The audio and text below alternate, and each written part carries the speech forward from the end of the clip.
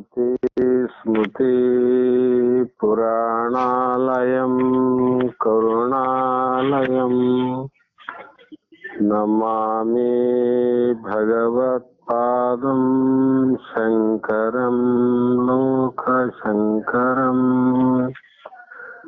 शङ्करं शङ्कराचार्यं केशवं बादरायणं सूत्रभाष्यौ कृतौ वन्दे भगवन्तौ पुनः पुनः।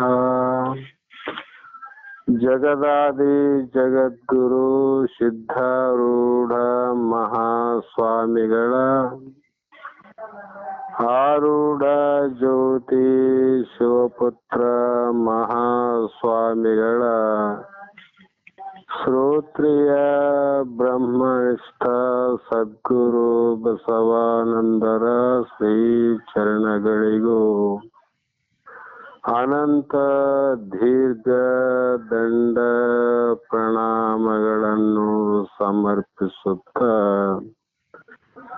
ಈ ದಿನ ಶ್ರೀ ಶಂಕರ ಭಗವತ್ಪಾದರು ರಚಿಸಿದಂಥ ವಿವೇಕ ಚಿಂತಾಮಣಿ ಎನ್ನುವ ಗ್ರಂಥದ 258ನೆಯ ಶ್ಲೋಕ ಇಂದಿನ ಆಧಾರದ ವಿಷಯವಾಗಿದ್ದು,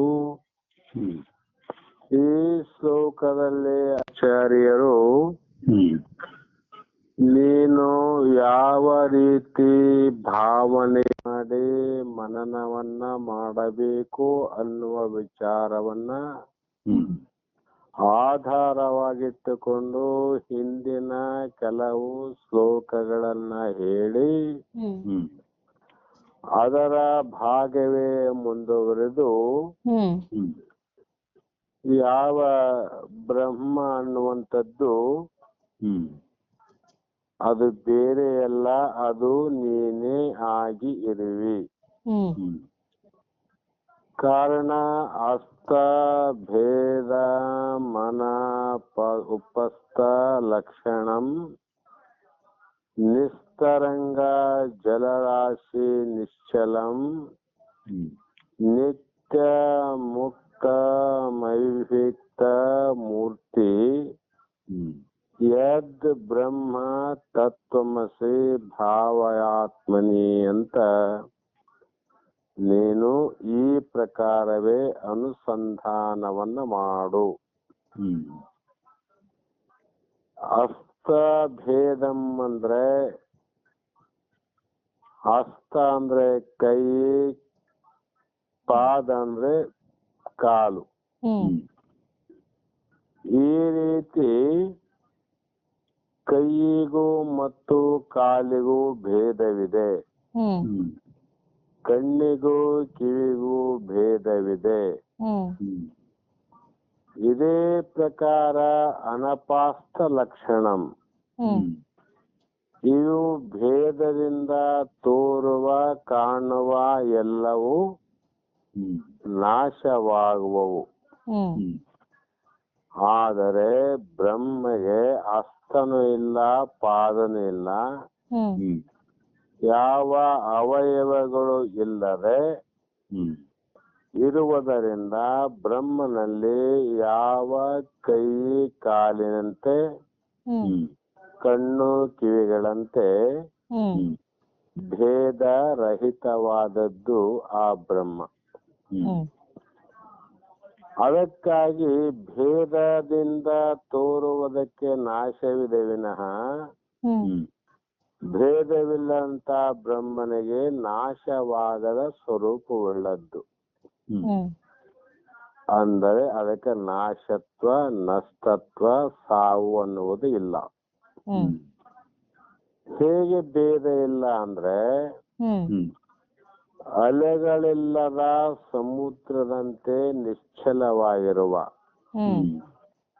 ನಿಸ್ತರಂಗಂ ಜಲರಾಶಿ ನಿಶ್ಚಲಂ. ಸಮುದ್ರ ಅಲೆಗಳು ಇಲ್ಲದ ಸಂದರ್ಭದಲ್ಲಿ ಅಲ್ಲಿ ಯಾವ ಭೇದಗಳಿಗೆ ಅವಕಾಶ ಇಲ್ಲ. ಹ್ಮ್ ಅಲೆಗಳು ಎದ್ದಾಗ ಅಲೆಗಳು ಮತ್ತು ಸಮುದ್ರದ ನೀರಿಗೂ ಹ್ಮ್ ಅಲ್ಲಿ ಉತ್ಪತ್ತಿಯಾಗುವಂತ ಬುದ್ಧದ ಅನ್ನುವಂತ ಗುರುಳೆಗಳು ಹ್ಮ್ ಬುರುಗುಗಳು ಭೇದವಾಗಿ ಕಾಣ್ತಾವ. ಹ್ಮ್ ಶಾಂತವಾದಾಗ ಏನದಮಲ್ಲಿ ಬರೇ ನಿಸ್ತರಂಗಂ ನಿಶ್ಚಲವಾದ ಜಲ ಒಂದೇ. ಹ್ಮ್ ಅದರಂತೆ ಹ್ಮ್ ಯಾವಾಗಲೂ ಮುಕ್ತವಾದ ಅಖಂಡ ರೂಪವುಳ್ಳ ಹ್ಮ್ ಯಾವ ಬ್ರಹ್ಮವಿದೆಯೋ ಹ್ಮ್ ಆ ಬ್ರಹ್ಮವೇ ನೀವು ಆಗಿರುವಿ, ಆ ಬ್ರಹ್ಮವೇ ನಾನು ಆಗಿರುವೆ, ಹ್ಮ್ ಅದೇ ಬ್ರಹ್ಮವೇ ಜಗತ್ತಾಗಿರುವುದು. ಈ ರೀತಿ ಮನಸ್ಸಿನಲ್ಲಿ ಗುರುಗಳು ಹೇಳಿದಂತೆ ಶಾಸ್ತ್ರ ಉಪನಿಷತ್ತುಗಳು ಹೇಳಿದಂತೆ ಆ ಭಗವಂತನ ವಾಣಿಯ ಅನುಭಾವದಿಂದ ಅನುಸಂಧಾನವನ್ನು ನೀನು ಮಾಡು ಅಂತ ಹೇಳ್ತಾ ಬಂದ್ರಮ್ಮ. ಯಾಕಂದ್ರೆ ಐವತ್ತಂ ಚ ಭೂತೇಶು ವಿಭಕ್ತಮಿವ ಚ ಸ್ಥಿತಂ ಅಂತ ಗೀತೆಯಲ್ಲಿ ಕೂಡ 13ನೇ ಅಧ್ಯಾಯದ 16 ಶ್ಲೋಕ ಹೀಗೆ ಹೇಳುವುದು. ನಾವು ಇಲ್ಲಿವರೆಗೆ ಏನ್ ತಿಳ್ಕೊಂಡಿವಮ್ಮ ಅಂದ್ರೆ ಭೇದದಿಂದ ತೋರುವ ದೇಹವೇ ನಾನು ಅಂತ ತಿಳಿದು ಆ ಭೇದ ಬುದ್ಧಿಯಿಂದ ನಾವು ಅಜ್ಞಾನ ಮತ್ತು ಭ್ರಾಂತಿಗೆ ಒಳಗಾಗಿ ಬ್ರಹ್ಮಜ್ಞಾನ ಒಂದಿಲ್ಲದೆ ತೋರದೆಯೋ ಸುಖ ತೋರದೆಯೋ ಬೇರೆ ಬೇರೆ ಭಾವಿಸಿ ಬ್ರಹ್ಮ ಜ್ಞಾನ ಒಂದು ಇಲ್ಲದವಗೆ ತೋರದೆಯೋ ಸುಖ ತೋರದೋ ಅಯ್ಯ ಸುಖ ಅಂದ್ರು. ಆ ಪರಮಾನಂದ ನಮಗೆ ಯಾಕಾಗಿಲ್ಲ ಅಂದ್ರೆ ಭೇದವನ್ನ ನೋಡಿದೀವಿ. ಅಭೇದವಾಗಿರುವಂತ ಅವಿನಾಶಿ ಆಗಿರ್ತಕ್ಕಂತ ಸ್ವರೂಪನೇ ನಾನು ಇದ್ದೀನಿ ಅಂತ ನಾವು ಮನನ ಮಾಡದ ಕಾರಣ ನಮ್ಮ ಎಲ್ಲಾ ಸರ್ವ ದುಃಖಕ್ಕ ಮೂಲ ಕಾರಣವಾದದ್ದೇ ಈ ದೇಹ. ಅದಕ್ಕಾಗಿ ಮುಂದಿನ ಶ್ಲೋಕದಲ್ಲಿ ಏಕಂ ಏವ ಸತ್ ಅನೇಕ ಕಾರಣಂ ಕಾರಣಾಂತರ ನಿರಾಶ್ಯ ಕಾರಣಂ ಕಾರ್ಯ ಕಾರಣ ವಿಲಕ್ಷಣಂ ಸ್ವಯಂ ಬ್ರಹ್ಮ ತತ್ವಮಸಿ ಭಾವಯಾತ್ಮನಿ ಅಂತ ಮತ್ತೆ ಇದರ ಬಗ್ಗೆನೆ ಹೇಳ್ತಾರೆ. ನಮಗ ಬಹಳ ಕೆಲಸ ಆಗೋದು ಇಲ್ಲಿನೇ. ಶ್ರವಣವನ್ನ ಮಾಡಿದ ನಂತರ ಮನನ ಮಾಡುವುದು ಬಹು ಮುಖ್ಯವಾದ ಸಾಧನ. ಅದಕ್ಕಾಗಿ ಏಕಂ ಏವಂ ಸತ್ ಅಂದ್ರೆ ಸ್ವಗತ ಭೇದ ಸಜಾತಿ ಭೇದ ವಿಜಾತಿ ಭೇದ ರಹಿತವಾಗಿ ಇರುವುದು ಯಾವುದು? ಸತ್ ಅಂದ್ರೆ ಇರುವಂತ ಬ್ರಹ್ಮ. ಈಗ ಆ ಇರುವಂತ ಬ್ರಹ್ಮ ಅಂತ ಹೇಳಕ್ ಹೊಂಟಿಲ್ಲ ಅವರು. ಆ ಬ್ರಹ್ಮನೇ ನೀನು ಅಂತ ಹೇಳಕ್ ಹೊಂಟಾರ ಅವರು. ಆ ಬ್ರಹ್ಮನೇ ನಾನು, ಅದು ಒಂದೇ ಆಗಿದ್ದರೂ ಅನೇಕ ಕಾರಣಂದ್ರು. ಒಂದೇ ವಸ್ತುವಾಗಿದ್ದರೂ ಅನೇಕ ವಸ್ತುಗಳಿಗೆ ಕಾರಣವಾಗಿದೆ, ಅನೇಕ ವಸ್ತುಗಳಿಗೆ ಬೀಜವಾಗಿದೆ. ಹೇಗೆ ಅಂತ ವಿಚಾರ ಮಾಡಿದ್ರೆ ಸಣ್ಣ ದೃಷ್ಟಾಂತವನ್ನ ಬಹಳ ಸಲ ನೀವು ಕೇಳಿರಿ. ಒಂದೇ ಮಣ್ಣು ಅನಂತ ವಸ್ತುಗಳಿಗೆ ಕಾರಣವಾಗಿದೆ. ಹ್ಮ್ ಹೌದಲ್ರಿ? ಹಾ ಒಂದೇ ಬಂಗಾರ ಅನೇಕ ಒಡವೆಗಳಿಗೆ ಕಾರಣವಾಗಿದೆ. ಹ್ಮ್ ಅದರಂತೆ ಒಂದೇ ಬ್ರಹ್ಮ ಹ್ಮ್ ಅನೇಕ ಕಾರಣವಾಗಿದೆ. ಹ್ಮ್ ಅದು ಎಲ್ಲಾ ಕಾರಣಗಳನ್ನ ನಿರಾಕರಿಸುತ್ತದೆ ಹ್ಮ್ ಮತ್ತು ಸ್ವಯಂ ಕಾರಣರಹಿತವಾಗಿದೆ. ಹ್ಮ್ ಅದಕ್ಕೆ ಯಾವ ಕಾರ್ಯ ಮತ್ತು ಕಾರಣಗಳೇ ಇಲ್ಲದೆ ತಾನೇ ಅನೇಕವಾಗಿರುವಂತ ಹ್ಮ್ ವಸ್ತು, ಅದೇ ನಿತ್ಯವಾದ ವಸ್ತು. ಹ್ಮ್ ಬ್ರಹ್ಮಕ್ಕೆ ಯಾವಾಗಲೂ ಹ್ಮ್ ನಿರಾಧಾರ, ಅದಕ್ಕೆ ಬೇರೆ ಯಾವ ಆಧಾರವೂ ಅನವಶ್ಯಕ. ಹ್ಮ್ ಆಭರಣಗಳಿಗೆ ಆಧಾರ ಬಂಗಾರ. ನಮ್ಮಲ್ಲಿ ಹ್ಮ್ ಬಂಗಾರ ಇಲ್ಲದೆ ಇದ್ದರೆ ಆಭರಣ ಇಲ್ಲ. ಹ್ಮ್ ಕಾರಣ ಇದ್ದಾಗ ಮಾತ್ರ ಕಾರ್ಯ ತೋರುತ್ತದೆ. ಹ್ಮ್ ಮಣ್ಣು ಕಾರಣ, ಕಾರ್ಯ ಗಡಿಗೆ ಮೊದಲಾದವುಗಳು. ಹ್ಮ್ ಅದರಂತೆ ಈಗ ಹೇಳುವಂತ ಬ್ರಹ್ಮ, ಅದಕ್ಕೆ ಯಾವ ಆಧಾರ ಇಲ್ಲ. ಹೌದಲ್ರಿ? ಮತ್ತೆ ಅದಕ್ಕೆ ಆಧಾರ ಒಂದಿದೆ ಅಂದ್ರೆ ಬ್ರಹ್ಮ ಕಾರ್ಯ ಆಗ್ತದ. ಬ್ರಹ್ಮನಿಗೆ ಒಂದು ಕಾರಣ ಇರಲೇಬೇಕಾಗ್ತದ. ಅದಕ್ಕೆ ಒಂದು ಕಾರಣ ಹೇಳಿದ್ರೆ, ಕಾರ್ಯ ಹೇಳಿದ್ರೆ ಅದಕ್ಕೊಂದು ಕಾರಣ ಹೇಳ್ಬೇಕಾಗ್ತದ. ಅದಕ್ಕಾಗಿ ಅದು ನಿರಾಧಾರ, ಯಾವ ಆಧಾರ ಇಲ್ಲ. ಮತ್ತು ಆಧಾರದ ಅವಶ್ಯಕತೆಯೂ ಇಲ್ಲ. ಆಭರಣ ಆಗ್ಬೇಕಾಗಿದ್ರೆ ಬಂಗಾರದ ಅವಶ್ಯಕತೆ ಇದೆ. ಗಡಿಗೆ ಆಗ್ಬೇಕಾದ್ರೆ ಮಣ್ಣಿನ ಅವಶ್ಯಕತೆ ಇದೆ. ಈ ಮಣ್ಣು ಆಗಬೇಕಾಗಿತ್ತು ಅಂದ್ರೆ ಭೂಮಿಯ ಅವಶ್ಯಕತೆ ಇದೆ. ಈ ಭೂಮಿ ಇರಬೇಕಾಗಿದ್ರೆ ನೀರಿನ ಅವಶ್ಯಕತೆ ಇದೆ. ಆ ನೀರು ತೋರಬೇಕಾಗಿತ್ತಂದ್ರೆ ಅದಕ್ಕೆ ಅದಕ್ಕೆ ಅಗ್ನಿಯ ಅವಶ್ಯಕತೆ ಇದೆ. ಅಗ್ನಿ ತತ್ವ ತೋರಬೇಕಾದ್ರೆ ವಾಯು ತತ್ವನ ಅವಶ್ಯಕತೆ ಇದೆ. ವಾಯು ತತ್ವ ತೋರಬೇಕಾಗಿದ್ದರೆ ಗಗನ ಅಂದ್ರೆ ಆಕಾಶ ತತ್ವ ಆಧಾರ ಬೇಕಾಗಿದೆ. ಈ ರೀತಿ ವಿಚಾರ ಮಾಡ್ತಾ ಮಾಡ್ತಾ ಮಾಡ್ತಾ ಹೋದ್ರೆ ಮಾಯೆ ಕಾರಣದಿಂದ ಇವೆಲ್ಲ ತೋರಿದವು. ಮಾಯೆ ಎಲ್ಲಿ ತೋರ್ತದ್ರಿ ಅಂದ್ರೆ ಅದು ಕಾರಣವಾದ ಬ್ರಹ್ಮನ ಆಧಾರದಿಂದಲೇ ತೋರ್ತದ. ಆಧಾರ ಆ ಬ್ರಹ್ಮ, ಅದೇ ಈ ಮಾಯೆ. ಮಣ್ಣಿನ ಆಧಾರದಲ್ಲಿ ಕೊಡ ತೋರದಂಗ, ಬಂಗಾರ ಆಧಾರದಲ್ಲಿ ಆಭರಣ ತೋರದಂಗ, ಬ್ರಹ್ಮನ ಆಧಾರದಲ್ಲಿ ಅಧೇಯವಾದ ಮಾಯೆ ತೋರಲ್ಪಡುತ್ತದೆ. ಆದ್ರೆ ಇಲ್ಲಿ ಮುಗಿತ್ರಿ. ಬ್ರಹ್ಮಗ ಯಾವ ಆಧಾರ ಇಲ್ಲ ನೋಡ್ರಿ. ಬ್ರಹ್ಮಗ ಎಲ್ಲನ ಯಾವ ಉಪನಿಷತ್ತು ಹೇಳಿಲ್ಲ, ಆಧಾರ ಹೇಳಿಲ್ಲ. ಅದು ತಾನೇ ಯಾವ ಆಧಾರ ಇಲ್ಲದ್ದು ಏನು ಇದೆಯೋ ಅದೇ ಅಧಿಷ್ಠಾನ. ಅದು ಹೇಗೆಂದ್ರೆ ಸ್ವಯಂಭೂ. ಯಾವುದರ ಆಧಾರದ ಆಶ್ರಯದಲ್ಲಿ ಇಲ್ಲ. ಅದು ಸ್ವಯಂ ಜ್ಯೋತಿ ಅಂತ ಅದು.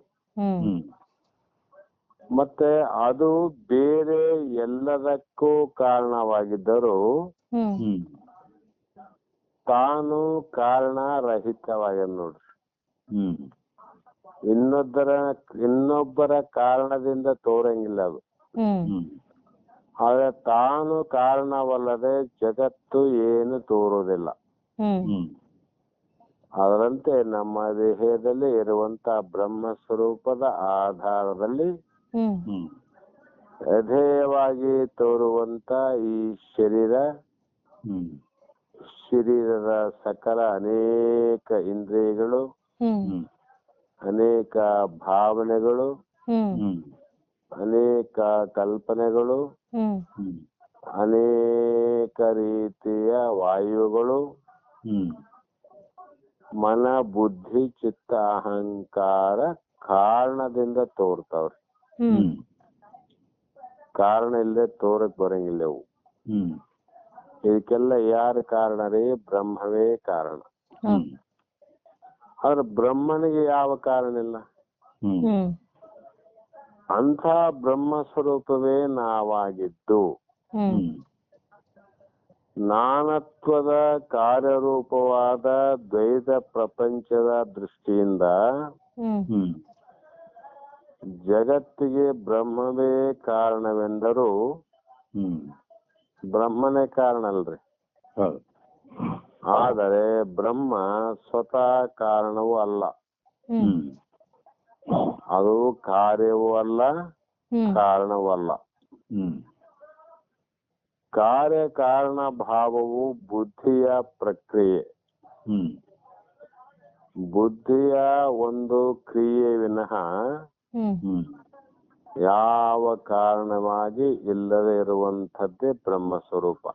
ಹ್ಮ್ ಹ್ಮ್ ಯಾಕೆಂದರೆ ಹ್ಮ್ ಬುದ್ಧಿ ಕಾರಣ ಕಾರ್ಯವನ್ನ ಕಲ್ಪಿಸಿದೆ ವಿನಃ ಹ್ಮ್ ಹ್ಮ್ ಬುದ್ಧಿ ಕಾರ್ಯ ಕಾರಣವನ್ನ ನಿಶ್ಚಯ ಮಾಡಿದೆ ವಿನಃ ಹ್ಮ್ ಹ್ಮ್ ಆದರೆ ಬುದ್ಧಿಯನ್ನ ಮೀರಿದ್ದೇ ಬ್ರಹ್ಮ.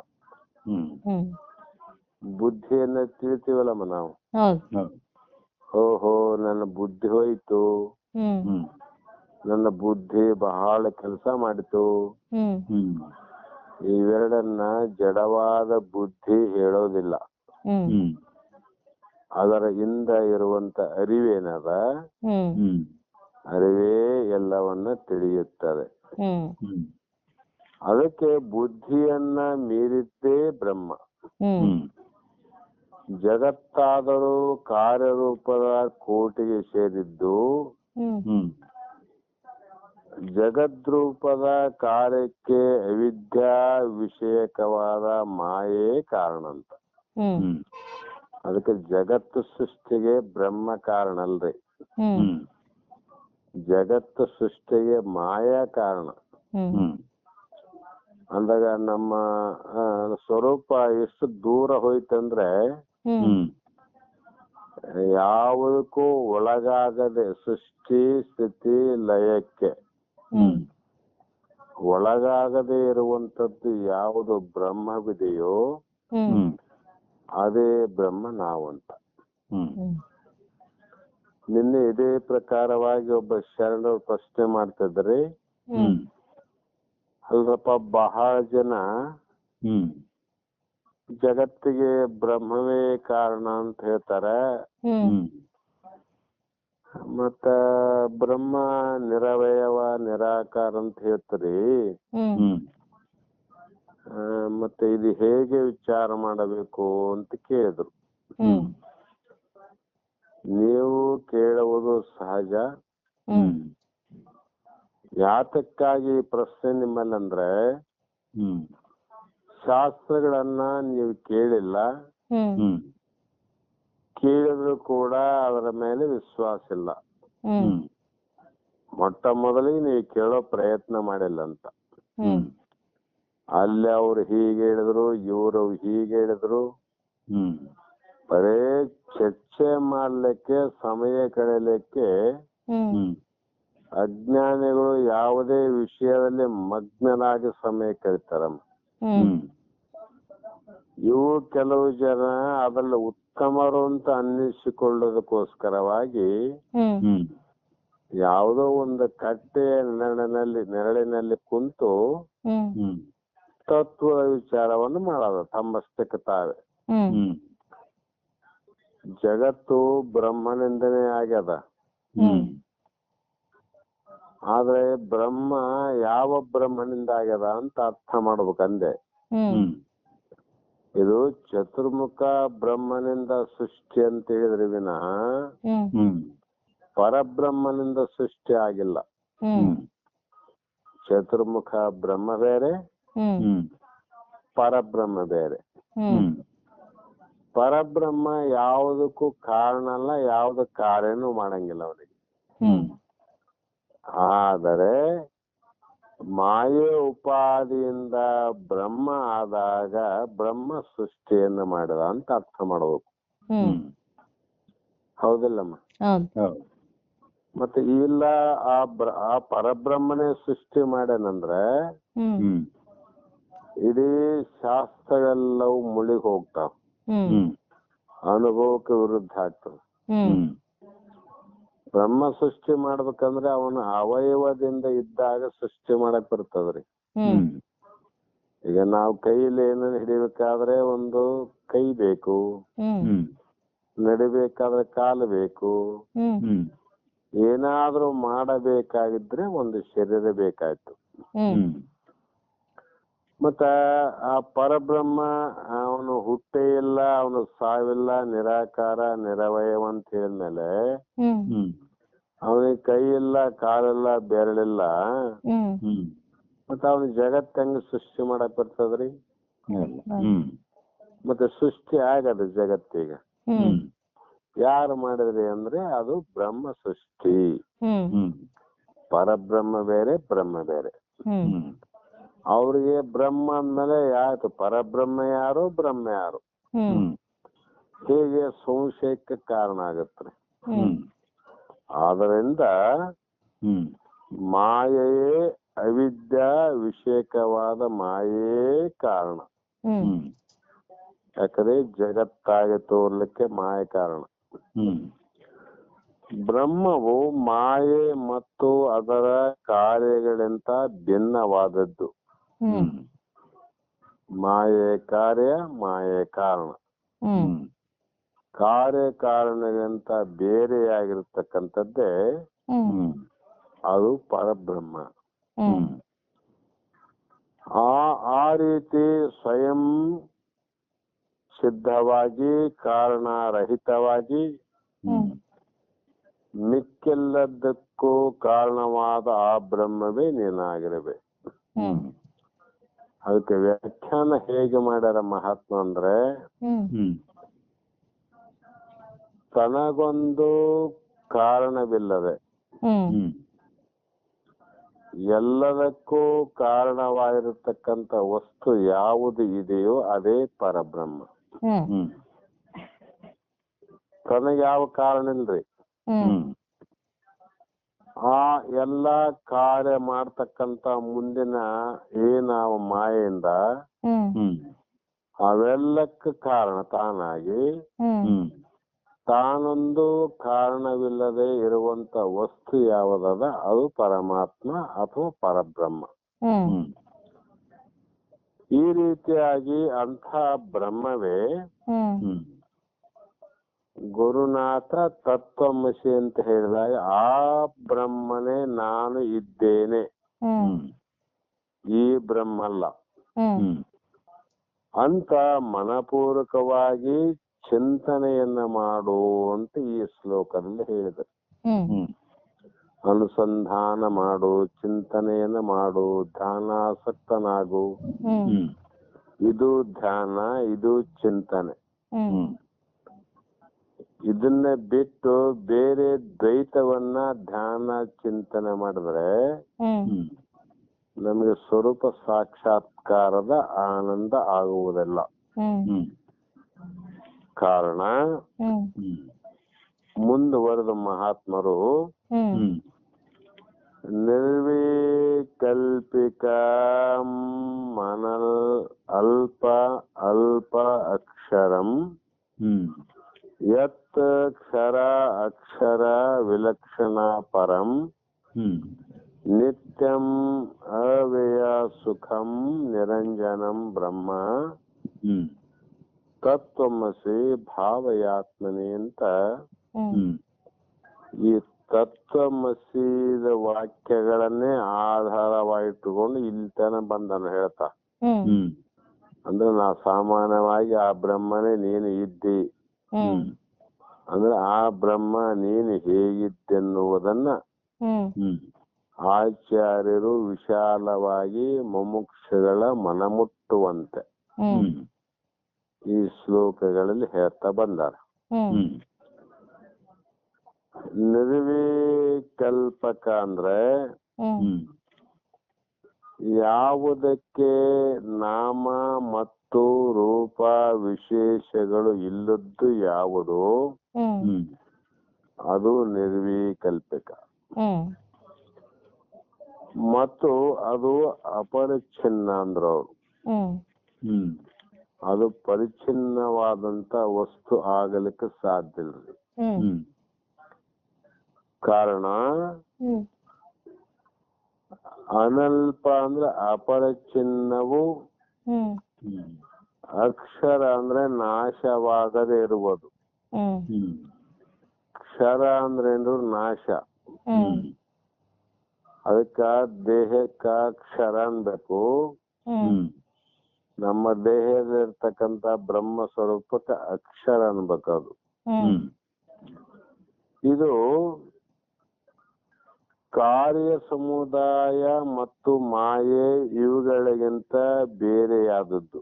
ಹ್ಮ್ ಹ್ಮ್ ಮಾಯೆಯ ಕಾರ್ಯ ಹ್ಮ್ ಹ್ಮ್ ಮತ್ತು ಮಾಯೆ ಹ್ಮ್ ಹ್ಮ್ ಇವುಗಳಿಂದ ಬೇರೆಯಾದದ್ದು ಹ್ಮ್ ಹ್ಮ್ ಪರಂ ಅಂದ್ರೆ ಸರ್ವ ಉತ್ಕೃಷ್ಟವೂ ಶ್ರೇಷ್ಠವಾದದ್ದು.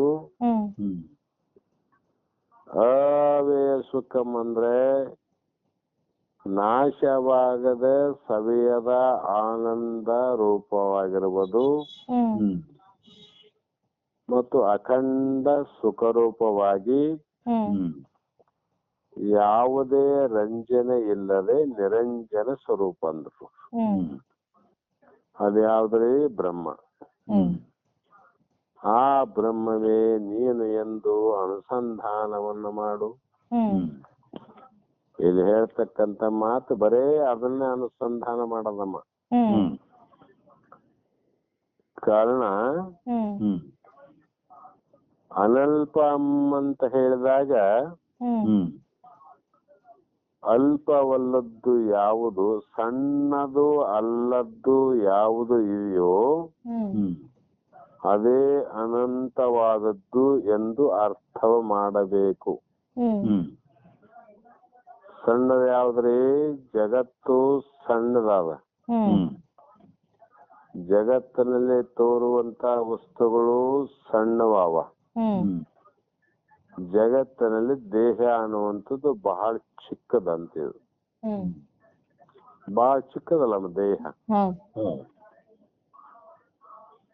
ಈ ದೇಹ ಅಲ್ಪ ಅದ, ಹ್ಮ್ ಆದರೆ ದೇಹದಲ್ಲಿ ಇರುವಂತ ಜಗತ್ತಿನಲ್ಲಿ ಇರುವಂತ ಬ್ರಹ್ಮ ಅದು ದೊಡ್ಡದಾದಂತ ಹ್ಮ್ ಹ್ಮ್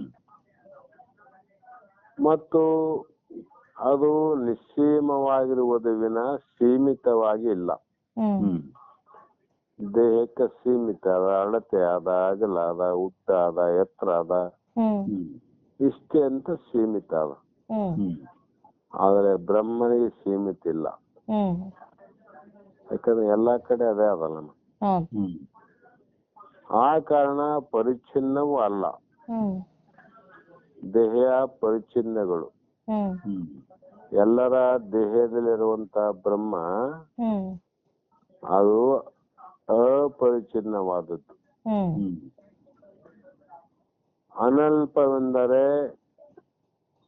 ಯಾವುದೇ ಒಂದು ವಸ್ತುವಿಗೆ ಅಳತೆಯನ್ನು ಮಾಡಬಹುದು, ಹ್ಮ್ ಹ್ಮ್ ತೂಕವನ್ನ ಮಾಡಬಹುದು. ಹ್ಮ್ ಹ್ಮ್ ಆದರೆ ಪರಿಪೂರ್ಣವಾದ ವಸ್ತುವನ್ನ ಹ್ಮ್ ಹ್ಮ್ ತೂಕನೂ ಮಾಡಂಗಿಲ್ಲ, ಹ್ಮ್ ಹ್ಮ್ ಮತ್ತು ಅದಕ್ಕೆ ಇಷ್ಟೇ ಅಂತ ಗೆರೆಯನ್ನ ಹಾಕ್ಲಿಕ್ಕೆ ಬರಂಗಿಲ್ಲ.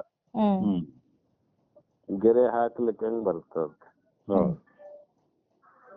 ಕಾರಣ ಅದು ಕೊನೆ ಕಾಣದ. ಯಾವುದಕ್ಕೂ ಕೊನೆ ಇದೆ ಅಂದ್ರೆ ಅಲ್ಲಿ ಅಳತೆ ಇದೆ ಅಂತ ಅರ್ಥ.